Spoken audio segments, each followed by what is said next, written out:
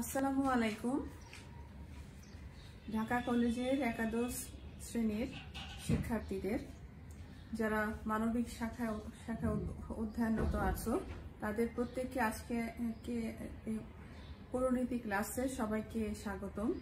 আশা করি তোমরা সবাই ভালো আছো, যেখানে অবস্থান করছো না কেন। আজকে গত ক্লাসে তোমাদের সাথে আমি ক্লাস নিয়েছিলাম। আমার পরিচয় নওশিন তাহসিন, প্রভাষক, রাষ্ট্রবিজ্ঞান, ঢাকা কলেজ, ঢাকা। তো গত ক্লাসে তোমাদের সাথে আমি দশম অধ্যায় নিয়ে আলোচনা শুরু করেছিলাম। তো দশম অধ্যায় কিছুটা তোমাদের সাথে আমি পড়িয়েছিলাম। আজকে তোমাদের সাথে আমি দশম অধ্যায়ের বাকি অংশটি তোমাদের সাথে শেষ করব। তো গত ক্লাসে আমি যেটি তোমাদের সাথে আলোচনা করেছিলাম জাতীয়তার আর যে জাতীয়তার আর মধ্যে সম্বন্ধ এবং উভয়ের মধ্যে পার্থক্য, জাতীয়তাবাদের বিকাশ, এই সকল বিষয় নিয়ে গত ক্লাসে তোমাদের সাথে আলোচনা করেছিলাম। তো আজকে গত ক্লাসের কিছু বিষয়ে প্রথমে আলোচনা করে তারপরে আমি মূল আলোচনায় তোমাদের সাথে আমি চলে যাব। তো প্রথমেই আমরা একটু আগের ক্লাসের রিভিশন করে নিই। সেটি হচ্ছে গিয়ে জাতি এবং জাতীয়তা কাকে বলে। আসলে জাতি হচ্ছে রাজনৈতিকভাবে সংগঠিত এমন একটি জনসমাজ। তাদেরকে যখন তারা একটি নির্দিষ্ট অবস্থানে বসবাস করে এবং তারা যখন ধর্ম, সাহিত্য, সংস্কৃতি, কৃষ্টি এবং ঐতিহ্যের বন্ধনে আবদ্ধ এবং সবার মধ্যে যখন সামাজিক, রাজনৈতিক, অর্থনৈতিক বিষয়ে যখন ঐক্য বিদ্যমান থাকে এবং এই জনসমাজ যখন জাতীয়তাবোধের চেতনা দ্বারা উজ্জীবিত হয়ে এবং রাজনৈতিক সংগঠনের ভিত্তিতে একটি স্বাধীন এবং একটি সার্বভৌম জাতি হিসেবে একটি নিজেদেরকে যখন আত্মপ্রকাশ করে, তখন তাদেরকেই আমরা বলে থাকি জাতি। জাতি গঠন করতে হলে একটি সংগঠিত জনসমাজ হতে হবে, একটি নির্দিষ্ট অবস্থানে বসবাস করতে হবে স্থায়ীভাবে এবং সকলের মধ্যে সকল জনসমাজের মধ্যে তারা যে ধর্মাবলম্বী হোক না কেন, যারা যেই ভাষাভাষী হোক না কেন, প্রত্যেকের মধ্যে সকল দিক থেকে একটি ঐক্য এবং একটি সম্প্রীতি বিরাজ করতে হবে। এবং এই যে তাদেরকে একত্রে বসবাস করার যে একটি মানসিকতা, এই মানসিকতাই তাদেরকে একটি স্বাধীন এবং সার্বভৌম জাতি হিসেবে তাদেরকে পরিণত করতে সাহায্য করবে। তো এই সংগঠিত জনসমাজ যাদের মধ্যে রাজনৈতিক চেতনা বোধ আছে, একত্রে বসবাস করার মতো মানসিকতা আছে, সেই জনসমাজকে আমরা বলে থাকি জাতি। তো এখন আমরা জানবো যে জাতীয়তা কাকে বলে। জনসমাজের মধ্যে যখন একটি রাজনৈতিক চেতনার সঞ্চার হয় এবং এই রাজনৈতিক চেতনার সঞ্চার হবার জন্য এই জনসমাজ যখন অন্য জনসমাজ থেকে নিজেদেরকে পৃথক বা আলাদা হিসেবে মনে করে, তখন তাকে আমরা বলি জাতীয়তা। তো কোনো জনসমাজের মধ্যে কোনো রাজনৈতিক চেতনার সঞ্চার হতে হবে এবং এই জনসমাজকে আমরা বলতে পারি যে রাজনৈতিক চেতনা সম্পন্ন জনসমাজ। অর্থাৎ জাতীয়তা হচ্ছে এমন এক ধরনের মানসিক ধারণা, একই ভাষা, সাহিত্য, সংস্কৃতি, ধর্ম এবং ঐতিহ্যের বন্ধনে আবদ্ধ এবং ভৌগোলিক সান্নিধ্যের কারণে যখন এই জনসমষ্টি নিজেদেরকে অন্য জনসমষ্টি থেকে পৃথক মনে করে এবং এই যে চেতনাবোধ, সেই চেতনাবোধটাকে আমরা বলে থাকি জাতীয়তা। তো এই জাতীয়তার চেতনার কারণে একটি জনসমাজ অন্য একটি জনসমাজ থেকে নিজেদেরকে আলাদা বা একটি স্বতন্ত্র জাতি হিসেবে মনে করতে পারে এবং এই রাজনৈতিক যে ভাবনা, যে একটি এই জাতীয়তার তার মূল উপজীব্য হিসেবে ধরা পরে সেটি আসলে কোনো রাজনৈতিক সংগঠন নয়। আর জাতীয়তাবোধ যেহেতু এটি একটি মানসিক ধারণা, সেই ধারণাটিকে কখনো আমরা খালি চোখে কখনো দেখা যায় না, এটি একটি অনুভূতির বিষয় এবং এই অনুভূতিটি কিন্তু একটি জনসমাজকে একটি জাতি গঠন করতে সাহায্য করে। তো জাতি গঠন করার জন্য জাতীয়তা একটি গুরুত্বপূর্ণ একটি মানসিক ধারণা এবং এই ধারণাটি কিন্তু একটি জনসমাজকে জাতিতে পরিণত করতে পারে। তো এই জাতি এবং জাতীয়তার ভিত্তিতে যে আরেকটি গুরুত্বপূর্ণ জিনিস গঠন করা হয় সেটি হচ্ছে জাতি রাষ্ট্র।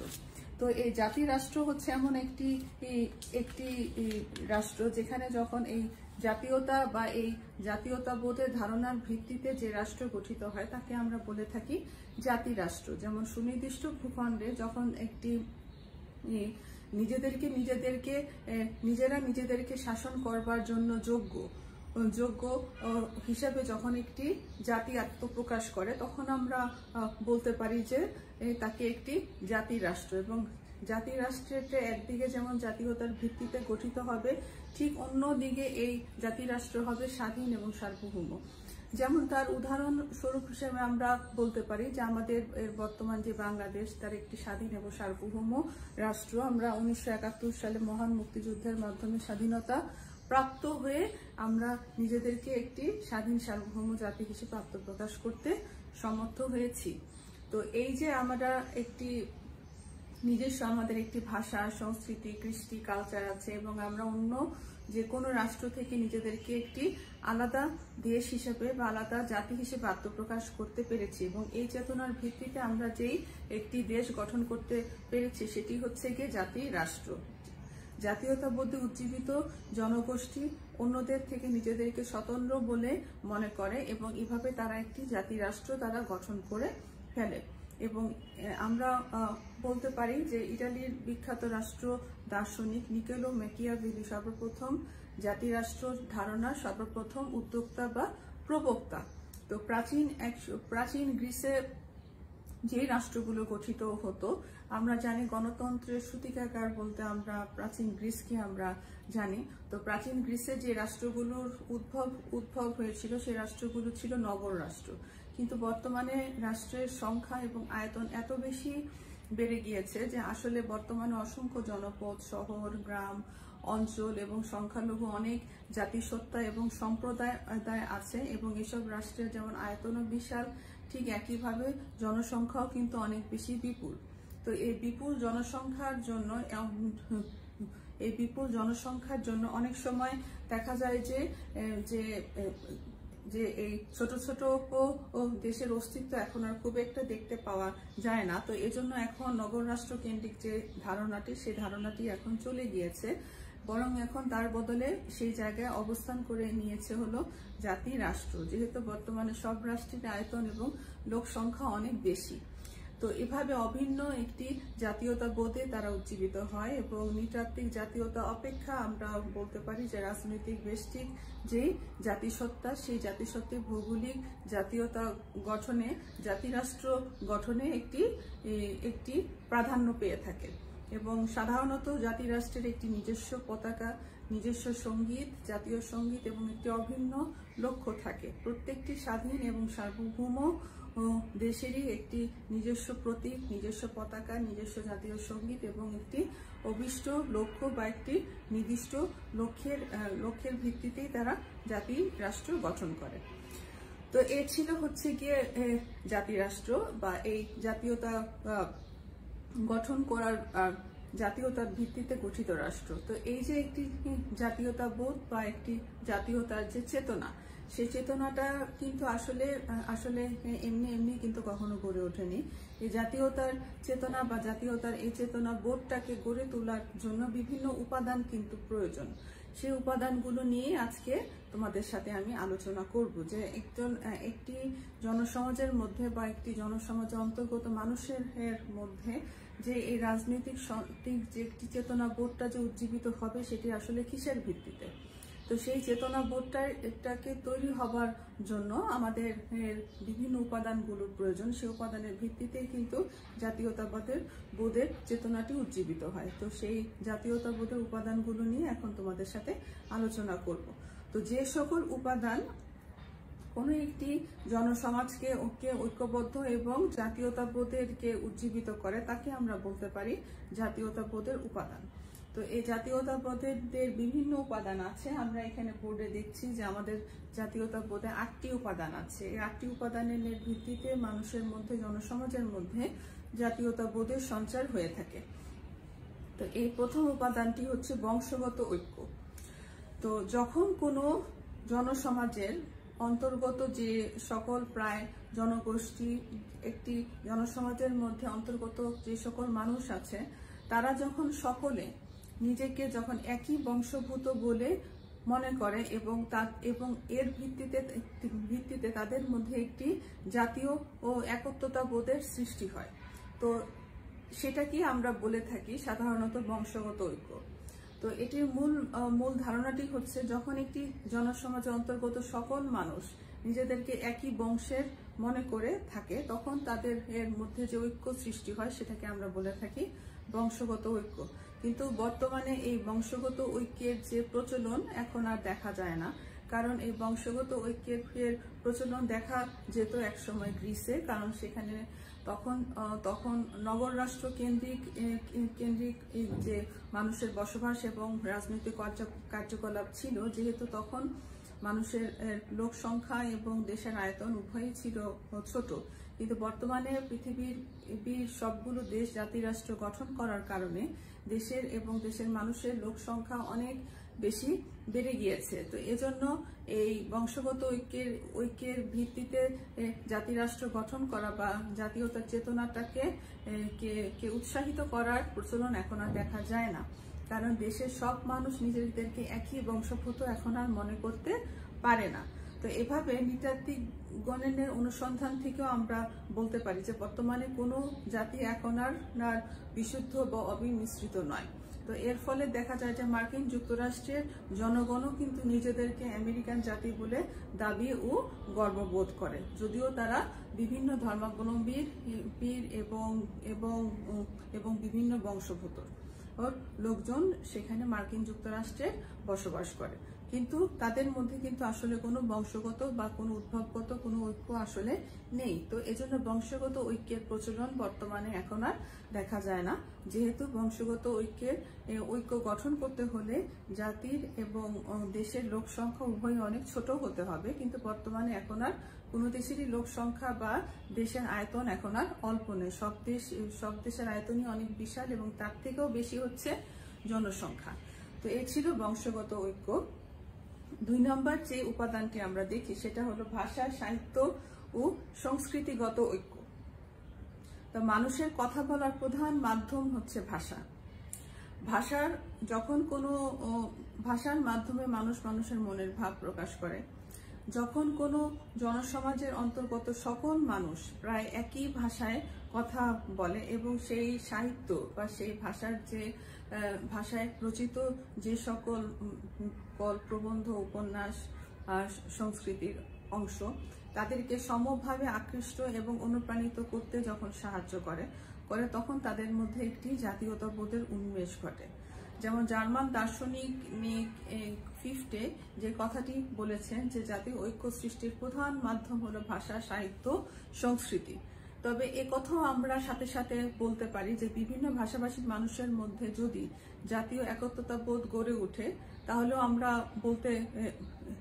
বিভিন্ন ভাষাভাষী মানুষের মধ্যেও কিন্তু অনেক সময় এই যে একত্বতা বোধ বা যে উভয়ের সবার মধ্যে যে একটি সুসম্পর্ক সেটিও কিন্তু গড়ে ওঠে। যেমন ইংরেজি ভাষায় কিন্তু কথা বলা সত্ত্বেও কিন্তু ইংরেজ, আমেরিকান, অস্ট্রেলিয়ান, নিউজিল্যান্ডের জনগণ এক জাতিতে কিন্তু কখনো পরিণত হয়নি, যদিও বিশ্বের বিভিন্ন দেশের জনসংখ্যা কিন্তু এখনো ইংরেজি ভাষা তাদের ভাব প্রকাশের প্রধান মাধ্যম বা তাদের মাতৃভাষা কিন্তু ইংরেজি।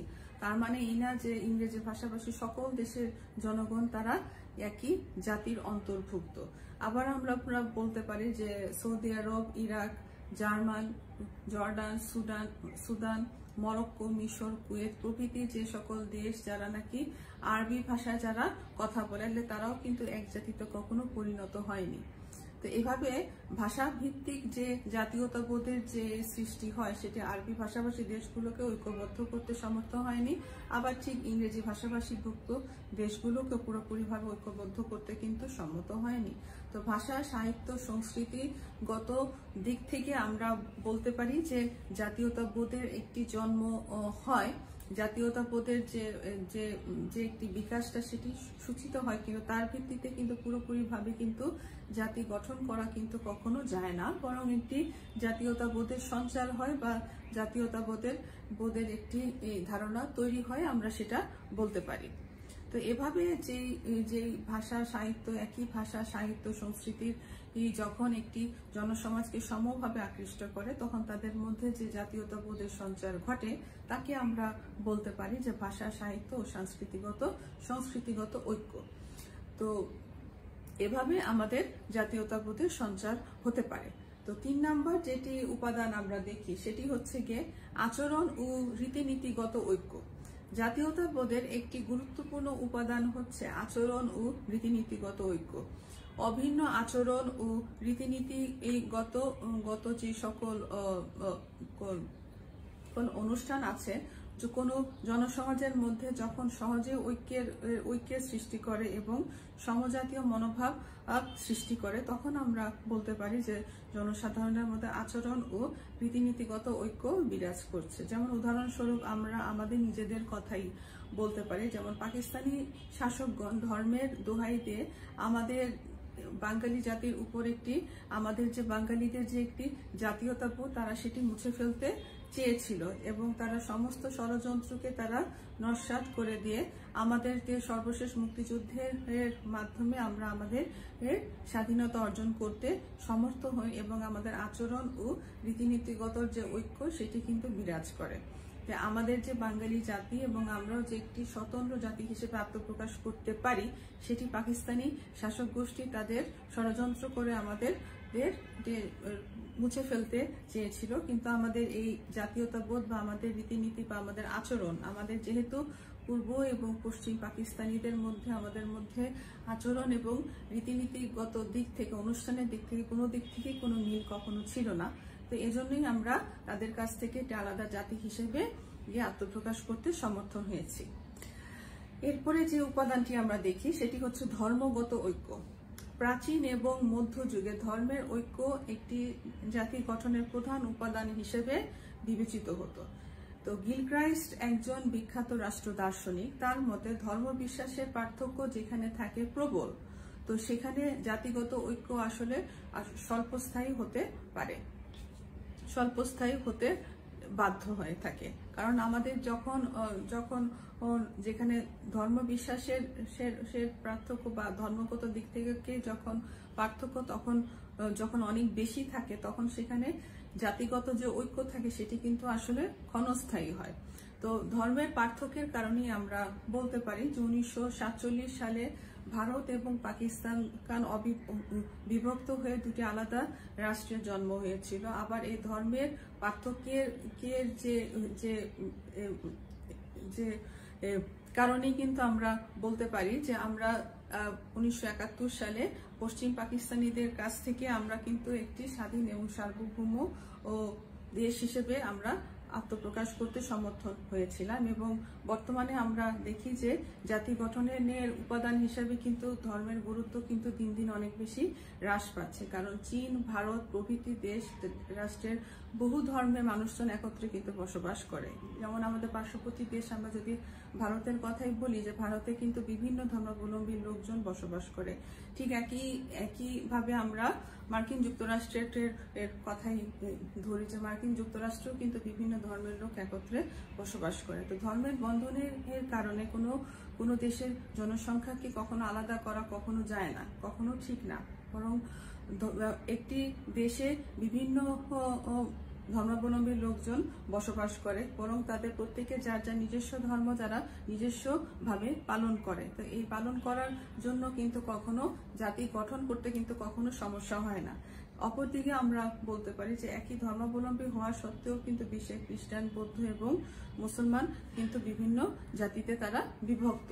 তো এভাবে কিন্তু জাতি গঠন করতে হলে বা জাতীয়তার উপাদান তৈরি করতে হলে ধর্মগত ঐক্য থাকতে হবে, এমন বিশেষ কোনো পার্থক্য নেই। কিন্তু আমাদের মধ্যে ধর্মের মিল থাকার পরও কিন্তু পূর্ব এবং পশ্চিম পাকিস্তানি কিন্তু আমরা কিন্তু আলাদা একটি জাতিতে পরিণত হয়েছিলাম। তো তার ভিত্তিতে আমরা বলতে পারি যে আসলে ধর্মগত ঐক্যও কিন্তু আসলে জাতি গঠনের ক্ষেত্রে মুখ্য ভূমিকা কখনো পালন করে না। তো এরপরে আরেকটি উপাদান যেটি নিয়ে এখন আলোচনা করব সেটি হচ্ছে ভৌগোলিক ঐক্য। জাতীয়তাবোধের অন্যতম একটি গুরুত্বপূর্ণ উপাদান হচ্ছে ভৌগোলিক ঐক্য। জাতীয়তাবোধের ধারণা উজ্জীবিত করতে হলে, জাতি গঠন করতে হলে একটি জনসমষ্টিকে একটি নির্দিষ্ট ভূখণ্ডে বা একটি স্থায়ী জায়গায়, একটি সংলগ্ন ভূখণ্ডে স্থায়ীভাবে বসবাস করতে হবে। জাতি গঠনের অন্যান্য বৈশিষ্ট্যের অধিকারী হবার পরও একটি জাতি কখনো একটি ভবঘুরে জনগোষ্ঠী কখনো একটি নির্দিষ্ট জায়গায় কখনো না স্থির হওয়া পর্যন্ত কিন্তু কখনো তারা একটি জাতিতে পরিণত হতে কখনো পারে না।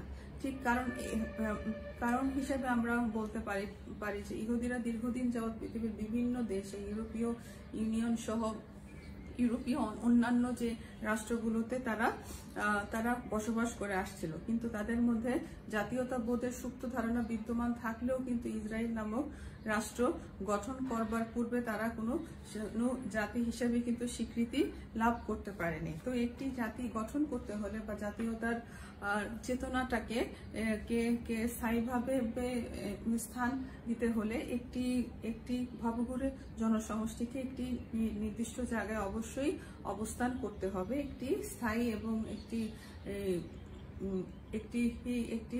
স্থায়ী পরিবেশে তাকে অবস্থান করতে হবে এবং একটি স্থায়ী জায়গায় যখন একটি জনগোষ্ঠী তারা সকলের মধ্যে সকল অন্যান্য যারা জনসাধারণ আছে সকলের মধ্যে যখন ঐক্যতার ভিত্তিতে যখন একত্রে বসবাস করতে যখন সম্মত হবে, তখনই তারা একটি জাতি গঠন করতে পারবে। তো এই জন্য ভৌগোলিক ঐক্য আরেকটি গুরুত্বপূর্ণ উপাদান হিসেবে আমরা দেখতে পারি, কারণ একটি ভবঘুরে জনগোষ্ঠী কখনো জাতি গঠন করতে পারে না। এরপরে যে উপাদানটি আমরা দেখি সেটি হলো গিয়ে ইতিহাস ও ঐতিহ্যগত ঐক্য। তো একটি জনগোষ্ঠী বা একটি জনসমাজে বসবাসকারী সকল মানুষ যখন সুখে দুঃখে, মান অপমান, লোকসান প্রভৃতি ক্ষেত্রে বিদ্যমান, যখন সকল অনুভূতির দিক থেকে নিজেদেরকে যখন সম অংশীদার বা একই অংশীদার মনে করে, তখন তাদের মধ্যে যে জাতীয়তাবোধের সৃষ্টি হয় সেটিকে আমরা বলতে পারি ইতিহাস ও ঐতিহ্যগত দিক থেকে ঐক্য। তো একই প্রথা, রীতি নীতি, ইতিহাস, জয় পরাজয়, গ্লানি এবং গৌরব সকল দিক থেকে একটি জনসমাজ যখন ঐক্যবদ্ধ সূত্রে আবদ্ধ হয়, তখন তাদের মধ্যে যে জাতীয়তাবোধের সৃষ্টি হয় তাকে আমরা বলে থাকি হচ্ছে ইতিহাস ঐতিহ্যগত ঐক্য। তো এভাবে দেখা যায় যে আসলে বাস্তবিক দিক থেকে যদি আমরা কল্পনা করি যে একই জনসমাজ বা একটি দেশের অন্তর্গত বা একটি অঞ্চলের অন্তর্গত জনসমাজে সকলের সুখ দুঃখ, মান অভিমান, ক্লান্তি, গৌরব সকলে যে সমভাবে সেটিকে যে লালন করে সেটিও কিন্তু নয়। কারণ প্রত্যেকের দেখা যায় যে জনসমাজের যার যা নিজস্ব গ্লানি, গৌরব এবং জয় পরাজয় অনেক সময় দেখা যায় যে তার নিজের হয়ে যায়। তো এই ইতিহাস ঐতিহ্যগত দিক থেকে মিলবন্ধনের ফলে জাতি গঠন করা বা জাতীয়তার চেতনা তৈরি করা এটিও অনেকাংশে কিন্তু অবাস্তবিক মনে হয়, কারণ একটি জনসমাজের সকলের সমস্যা বা সকলের গৌরব কখনো একরকম বা একই কখনো হতে পারে না। তো তার ভিত্তিতে আমরা বলতে পারি যে ইতিহাস ঐতিহ্যগত দিক থেকে মিলে যাওয়া এটিও পুরোপুরিভাবে কিন্তু সম্ভব না। তো এরপরে আরেকটি উপাদান যেটি আমরা দেখি সেটি হচ্ছে গিয়ে রাজনৈতিক অর্থনৈতিক আকাঙ্ক্ষার ঐক্য। তো যখন কোনো জনসমাজ একই ধরনের অর্থনৈতিক এবং রাজনীতির প্রতি তাদের আশ্বাস এবং বিশ্বাস স্থাপন করে এবং তা প্রতিষ্ঠার জন্য তারা সবসময় সচেষ্ট থাকে, তখন তাদের মধ্যে একটি জাতীয়তার ভাব সৃষ্টি করে। যেমন ব্রিটিশ জনগণের কথাই যদি আমরা বলি, দীর্ঘদিন ধরে তারা নিয়মতান্ত্রিক রাজতন্ত্র এবং সাথে সাথে সংসদীয় গণতন্ত্রের প্রতি তাদের সমান আস্থা এবং বিশ্বাস আছে এবং এটি তাদের একটি রাজনৈতিক আকাঙ্ক্ষায় তাদের পরিণত হয়েছে। বহু ধর্ম এবং বহু ধর্মের সাথে অবলম্বন করার আর সাথে অধিকারী হবার সত্ত্বেও সমাজতান্ত্রিক আদর্শে বিশ্বাসী সোভিয়েত ইউনিয়নের তারা জাতিতে আবদ্ধ করতে পেরেছিল। তো সমাজতান্ত্রিক আদর্শে বিশ্বাস হারানোর ফলে কিন্তু সোভিয়েত ইউনিয়ন যে বিশাল রাষ্ট্রটি সেটি কিন্তু ভেঙে যেতে কিন্তু বাধ্য হয়েছে। যেমন আমি ব্রিটেনের কথাই বলি যে ব্রিটেনে দীর্ঘদিন ধরে নিয়মতান্ত্রিক রাজতন্ত্র এবং সাথে সাথে কিন্তু সংসদীয় গণতন্ত্র কিন্তু প্রচলিত আছে। তার প্রধান কারণটি হচ্ছে ব্রিটেনের জনসাধারণ তারা তাদের তাদের দীর্ঘদিন ধরে লালিত যে রাজতন্ত্র, সেই রাজতন্ত্রের প্রতি তাদের গভীর আস্থা এবং বিশ্বাস, এবং এবং আরেকটি কারণ যেটি হচ্ছে ব্রিটেনের রাজতন্ত্রের যারা যারা প্রধান, যেমন রাজা বা রানী, যারা নিয়মতান্ত্রিক রাজতন্ত্রের প্রধান, তারা কখনো কিন্তু ব্রিটেনের সংসদীয় গণতন্ত্রের মধ্যে বা সংসদীয় রাজনৈতিক ক্ষেত্রে সরাসরি কিন্তু কখনো হস্তক্ষেপ কখনো করে না। যেহেতু সবাই গণতন্ত্রের সংসদীয় গণতন্ত্রকে লালন করবার জন্য বা সেই বিষয়টিকে পালন করবার জন্য ব্রিটেনের প্রধানমন্ত্রী আছে এবং তার মন্ত্রিসভা আছে, এবং ঠিক একইভাবে এই সংসদীয় গণতন্ত্র যেমন কখনো নিয়মতান্ত্রিক রাজতন্ত্রকে হস্তক্ষেপ করে না, এবং নিয়মতান্ত্রিক রাজতন্ত্র কখনো সংসদীয় গণতন্ত্রকে হস্তক্ষেপ করে না, এবং এটি তাদের একটি গৌরব এবং তাদের একটি ঐতিহ্যে পরিণত হয়েছে। যেহেতু উভয় কেউ কাউকে কখনো কোনো বিষয়ে কখনো হস্তক্ষেপ করছে না এবং সবাই সবার অবস্থানে অনড় আছে, এজন্যই দীর্ঘদিন ধরে ইংল্যান্ডের জনসাধারণ এই স্বপ্নটিকে তারা লালিত করে আসছে। তো এইভাবে রাজনৈতিক এবং অর্থনৈতিক দিক থেকে যদি দেশের মানুষের মধ্যে ঐক্য সৃষ্টি হয়, তাহলে তারা একটি জাতিতে পরিণত হতে পারে বা একই জাতীয়তাবোধের চেতনার আর রাজনৈতিক চেতনা সম্পন্ন জনসমাজ হিসেবে নিজেদেরকে আত্মপ্রকাশ করতে পারে। তো এখন জাতীয়তাবোধের উপাদানের যে সর্বশেষ উপাদানটি নিয়ে তোমাদের সাথে আলোচনা করব, সেই উপাদানটি সর্বশেষ হলেও সেই উপাদানটি হচ্ছে সবচেয়ে গুরুত্বপূর্ণ উপাদান। সেটি হচ্ছে কি মানসিক বা আমরা বলতে পারি ভাবগত ঐক্য। জাতীয়তাবোধের ভাব সৃষ্টির জন্য বা জাতি গঠন করবার জন্য সর্বাপেক্ষা গুরুত্বপূর্ণ মৌলিক উপাদান হলো মানসিক বা ভাবগত ঐক্য। ভাষা, সাহিত্য, সংস্কৃতি, রাজনৈতিক, অর্থনীতি সকল দিক থেকে মিল থাকার পরও জাতীয়তাবোধের ধারণা বা জাতীয়তাবোধের ভাব কিন্তু এগুলো থেকে সৃষ্টি হতে পারে। আমি বলছি না যে হতে পারে না। রাজনৈতিক চেতনার যে সঞ্চার আর যে ঘটার সেটির প্রয়াস থাকতে হবে, এবং সেটি হচ্ছে সবচেয়ে গুরুত্বপূর্ণ, যে মানুষের ভাবগত ঐক্য বা ভিতরে থেকে যে একটি একত্রে থাকার যে মানসিকতা বা সমঝোতা করার যে মানসিকতা, এই মানসিকতাটাই সবচেয়ে বেশি প্রয়োজন জাতি গঠন করবার জন্য। তাহলে একটি দেশ একটি জাতিতে পরিণত হতে পারে। তো এভাবেই যে ঐক্য বা যে মিলবন্ধন স্থাপিত হয়, সেটাকে আমরা বলে থাকি মানসিক বা ভাবগত ঐক্য, এবং এর ভিত্তিতেই সব ক্ষেত্রে কিন্তু জাতি গঠন করে। তবে জাতীয়তাবোধের উপাদানগুলো কম বেশি যাই হোক না কেন, তার মানসিক বা ভাবগত ঐক্য সৃষ্টিতে কিন্তু প্রধানভাবেই কিন্তু সাহায্য করে। তো এজন্যই সব ঐক্য, সব দিক থেকে মিলবন্ধন থাকার পরও যদি মানুষের মধ্যে এই মানসিক দিক থেকে যদি মিল কখনো না থাকে বা জাতি গঠন করবার জন্য একটি জনসমাজ যদি আগ্রহী না থাকে, তাহলে কিন্তু কখনো জাতি গঠন করা যাবে না। তো এই জন্য মানসিক বা ভাবগত দিক থেকে মিলটা যদিও আমাদের সর্বশেষ আমরা আলোচনা করলাম, কিন্তু এটি হচ্ছে সবচেয়ে গুরুত্বপূর্ণ একটি মিল, এবং এর ভিত্তিতেই কিন্তু এই জাতীয়তাবোধের চেতনার জন্ম হয় এবং জাতি গঠন করে। যেমন আমাদের 1971 সালে মহান মুক্তিযুদ্ধে আমরা যে দীর্ঘ 9 মাস আমরা যুদ্ধ করে আমরা যে একটি স্বাধীন সার্বভৌম দেশ পেয়েছি, সেটির কিন্তু পুরোটাই মানসিক ঐক্য। কারণ আমাদের প্রত্যেকেরই আমরা মানসিকভাবে আমরা বদ্ধমূল ছিলাম যে পশ্চিম পাকিস্তানের দিকদের এই নির্যাতন এবং তাদের যে ষড়যন্ত্র থেকে আমরা একটি স্বাধীন জাতি হিসেবে আত্মপ্রকাশ ঘটাবো। এই জন্যই আমাদের মহান মুক্তিযুদ্ধে আমাদের আবাল বৃদ্ধ বনিতা সকল মানুষ সম্মিলিতভাবে কিন্তু যুদ্ধ করেছে যার নিজস্ব অবস্থান থেকে। এটা কিন্তু মানসিক ঐক্য না থাকলে কিন্তু কখনো সম্ভব হতো না। সকলেরই ঐক্য, সকলেরই চিন্তা ভাবনা এক এবং সকলেরই চাওয়া এক যে একটি স্বাধীন দেশ হিসেবে নিজেদেরকে আত্মপ্রকাশ করব, যেহেতু আমাদের সকল দিক থেকে আমরা স্বয়ংসম্পূর্ণ একটি দেশ গঠন করার জন্য বা একটি জাতি গঠন করার জন্য। তো এটা গেল জাতীয়তার উপাদান। তো এখন আরেকটি যে টপিক সেটি আলোচনা করব, সেটি হলো দেশপ্রেম। দেশ ঠিক মায়ের মতোই, এজন্যই আমরা বলি জননী জন্মভূমি স্বর্গের গরীয়সী। তো জন্মভূমি ছাড়া যেমন কখনো জন্মভূমির থেকে বড় আসলে কোনো কিছুই নেই। তো নিজের দেশের জন্য, নিজের দেশে বসবাসরত একজন নাগরিক তার নিজের দেশের জন্য সে প্রাণও দিতে কখনো কুণ্ঠাবোধ করে না। নিজের দেশের প্রতি এই ভালোবাসা, এই আবেগ, এই অনুপ্রেরণা, এই দেশাত্মবোধকে আমরা বলে থাকি স্বদেশ প্রেম বা দেশপ্রেম। দেশের মাটি ও দেশের মানুষকে ঐক্যবদ্ধ করার যে মানসিকতা, সেটি হচ্ছে দেশপ্রেম। মোট কথা নিজের দেশ এবং নিজের দেশের মানুষকে ভালোবাসা, নিজের দেশকে ভালোবাসার যে প্রয়াস, সেটি হচ্ছে গিয়ে দেশপ্রেম। এবং জন্মভূমির সাথে বা নিজ দেশের জন্মভূমির সাথে প্রত্যেকটি মানুষের একটি নারীর সম্পর্ক বিরাজ করে। জন্মভূমির জন্য এখান থেকেই তার জন্ম, এবং এটার সাথে প্রত্যেকটি মানুষের একটি নিবিড় সম্বন্ধ বা একটি নিবিড় ভালোবাসা বিরাজ করে। নিজ দেশের জন্মভূমির ভাষা, সাহিত্য, সংস্কৃতি, ইতিহাস, ঐতিহ্যের সাথে তার গড়ে ওঠে তার একটি শিকড়ের বন্ধন। তো এটি হচ্ছে দেশপ্রেম। এখন দেশপ্রেম এবং জাতীয়তার মধ্যে আমরা যদি সম্বন্ধ দেখি, যে জাতীয়তার ধারণাটি আসলে দেশপ্রেম থেকেই কিন্তু তৈরি। জাতীয়তার মুখ্য উপাদান হচ্ছে একটি দেশের জনসাধারণের মধ্যে রাজনৈতিক চেতনার সঞ্চার ঘটানো। আবার দেশপ্রেম হচ্ছে গিয়ে নিজের দেশ এবং নিজের দেশের জন্মভূমির প্রতি ভালোবাসা এবং তাদের এই জন্মভূমির জন্য তার যে মমত্ববোধ, সেটি হচ্ছে দেশপ্রেম।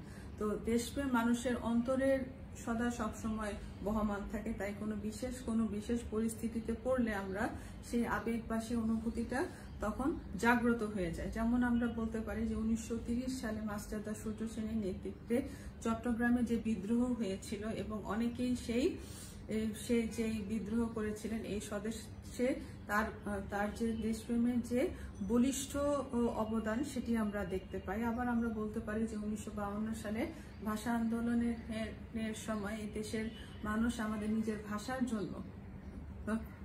জন্য যে আত্মত্যাগ করেছিল, সেটি আমাদের দেশপ্রেম এবং দেশপ্রেমের আরেকটি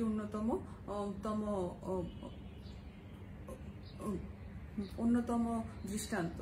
আবার 1971 সালে আমাদের মহান মুক্তিযুদ্ধের মাধ্যমে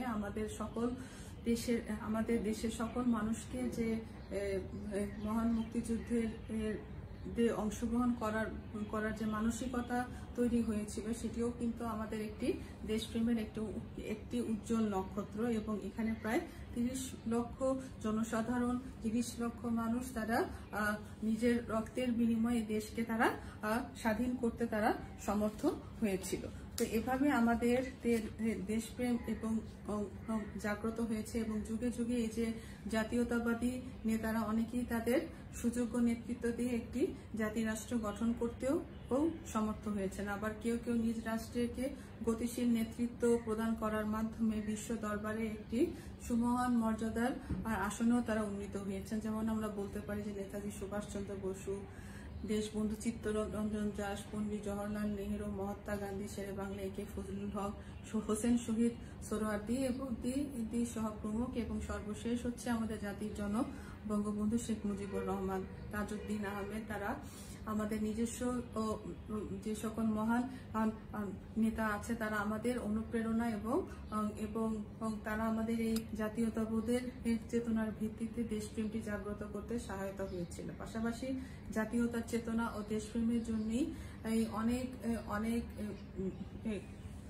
বিশ্বের অনেক দেশ, যেমন যুক্তরাষ্ট্রের জর্জ ওয়াশিংটন, আব্রাহাম লিঙ্কন, রাশিয়ার লেনিন, চীনের মাও সেতুং, তারাও একটি দেশকে স্বাধীনতা প্রদান করতেও তারা সম্মত হয়েছিল। তাই আমরা বলতে পারি যে জাতীয়তা ও দেশপ্রেমের সম্পর্ক অনেক নিবিড় এবং অনেক প্রখর।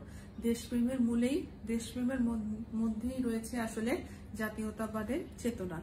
তো এর সাথে তোমাদের সাথে 10ম অধ্যায় শেষ হলো, আর এই 10ম অধ্যায় শেষ হওয়ার সাথে সাথে তোমাদের সাথে এই একাদশ শ্রেণীর সিলেবাসও শেষ হলো। তো আশা করি তোমাদের সাথে আজকে যে ক্লাসটি নিলাম, সেই ক্লাসটি তোমরা বাসায় সবাই ভালো করে পড়বে এবং অবশ্যই এই বিষয়ে আরো বিস্তারিতভাবে জানবে। তো সবাই ভালো থাকো, ধন্যবাদ।